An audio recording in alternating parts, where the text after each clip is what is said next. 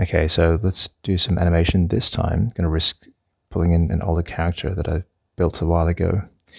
So this is looking weird because there are two meshes overlaid, old and new ones. So this is just the old just blocking mesh, so I'll delete that and show this guy. I'm going to go through the same workflow I did before for making a rig. So bring up the symmetry plane and I'll just start to lay this out very quickly. So that to the ankle to the toe, complete it. Start drawing up the midline of the body. That's where the sternum will be. That's the top of the head. Yep. Let's do some shoulders. Just look at it from this side. Make sure that's sort of roughly in the center. Yep. That's elbow, wrist, hand, and done. So that's our rig. And again, you can see that because I have I can sense the volume. It's very easy to plot these in roughly the right place. I'm going to bind this. So I'm going to collapse this up, choose the mesh, and go bind mesh. This mesh does have subdiv levels. It now, after realizing I did it wrong before, this will show you the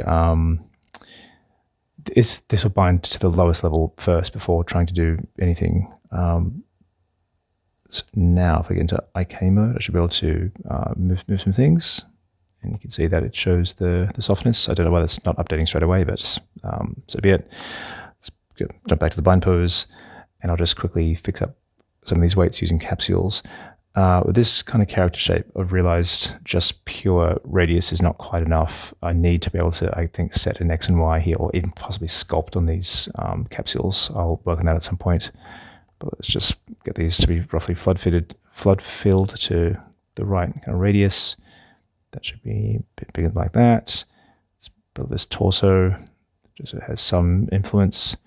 Not perfect, but it'll do. I'm hoping that the Delta Mesh will save some of my sins here. So let's say this is good enough to use. So let's get back into IK mode, turn off the weights, and we'll jump into the grab mode, which is the primary sort of control mode. I'm just going to make sure that if I move anything, update, nope. Okay. Again, lots of little fit and finish things I have to fix up. So turn off capsules. Yep. Okay, now we're ready to go. So back into grab. So by default, it's in pure just freeform FBIK. So you can see it can all get a bit wacky. So you want to, first of all, let's just reset to the bind pose, and we'll put in some pins. So I reckon we're going to need pins on the feet. So I'll make these position and rotation pins, position and rotation pin on the hips, and we'll just start with that. So now I can do this kind of stuff, and already that feels pretty cool. It's feeling a bit slow for me. I just realized it's probably way too big on the recording. Here we go. So you can see this a bit better. That feels pretty cool. Go and drop it to the floor, to the tabletop. That's cool. It's a bit gluggy on this sculptxr. I think it'll be quite fast on PCVR. I just haven't had time to test that yet. But what I can do is I can drop down through the subdiv levels. So let's go down to this level. Oh, I was subdividing full. I want to go down through the levels. So let's go to 15,000. Still a bit slow. I think I've got to delete the higher levels. Let's go level up. Go back to where we were, which is that level. Delete the higher one. Down a level. How does this feel? A bit slow. I'm going to delete high there as well. Let's just see if we can make this a bit faster. Down a level.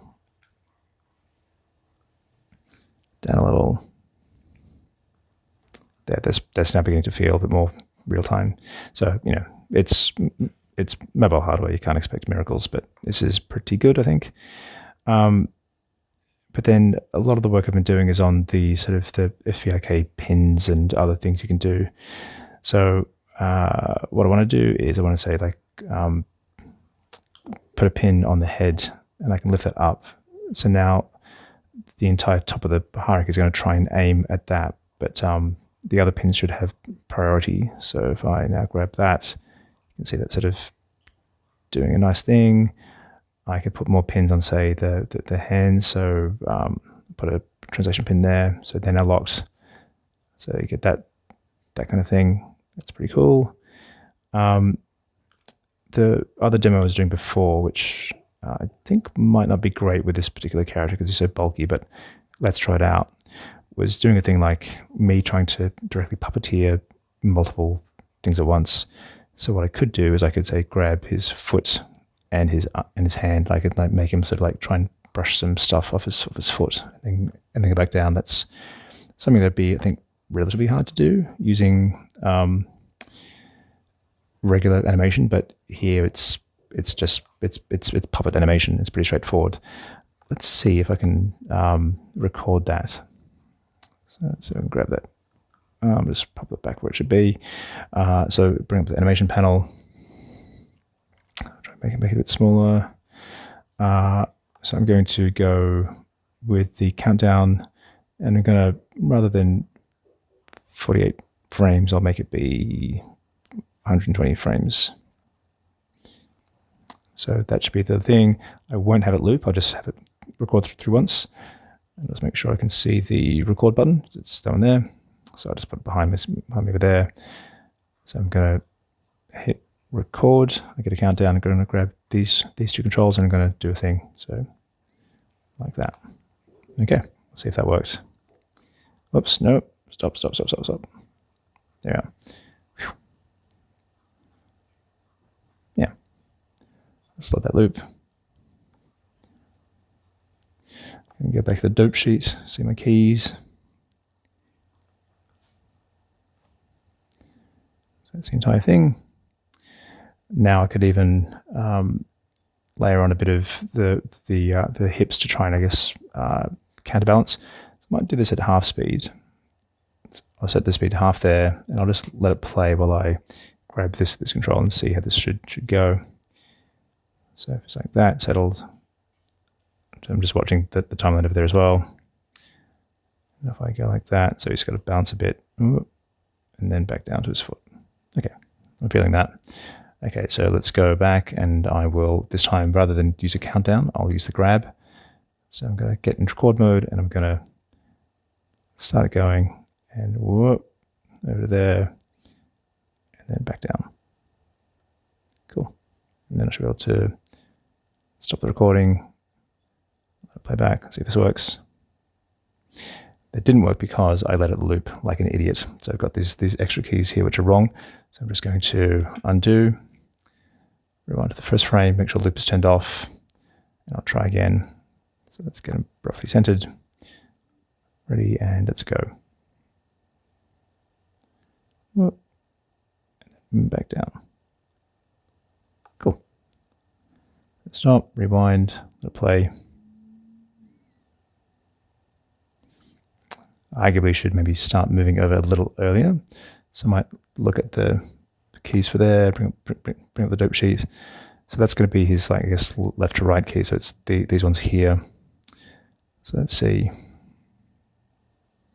So it's a little bit too slow. So I might just grab all these keys using that mode. Oops, missed a key. And I'll slide it all that way a bit.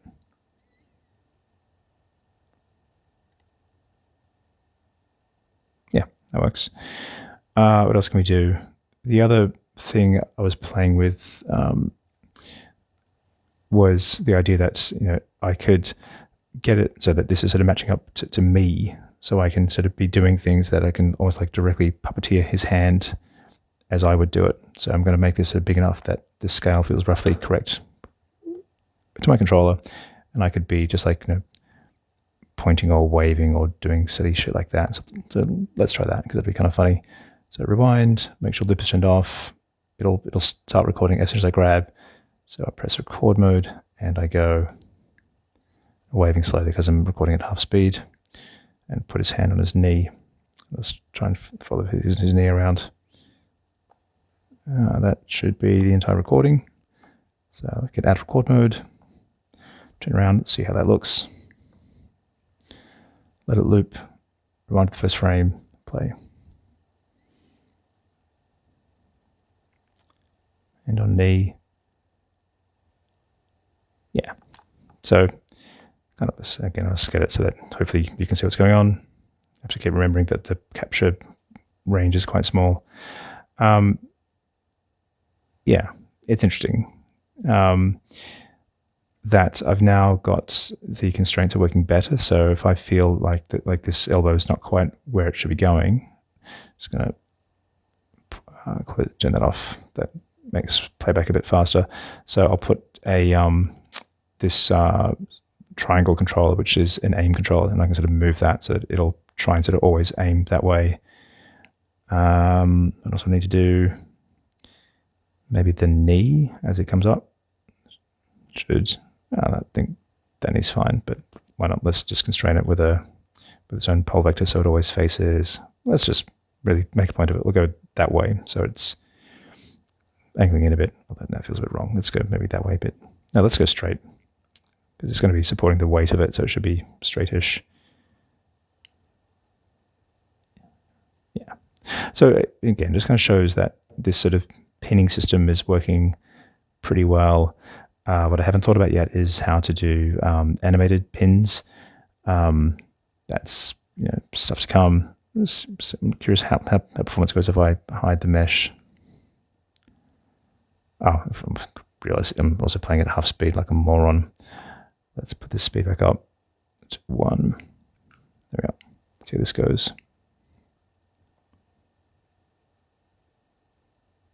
Yeah, not bad. Let's turn the mesh back on.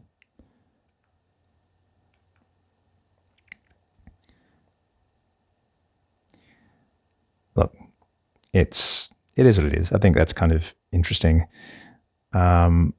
Like I keep saying, I think this has potential. I think it's sort of leaning into stuff that VR does quite well that I think maybe people have missed. I think this idea of like you treat it like it's a stop motion character, but it's not just that. You can treat it like it's a FBIK rig, but it's not just that. And you can treat it like you're doing sort of puppeteering recording, but it's not just that. It's this nice amalgam of all these things.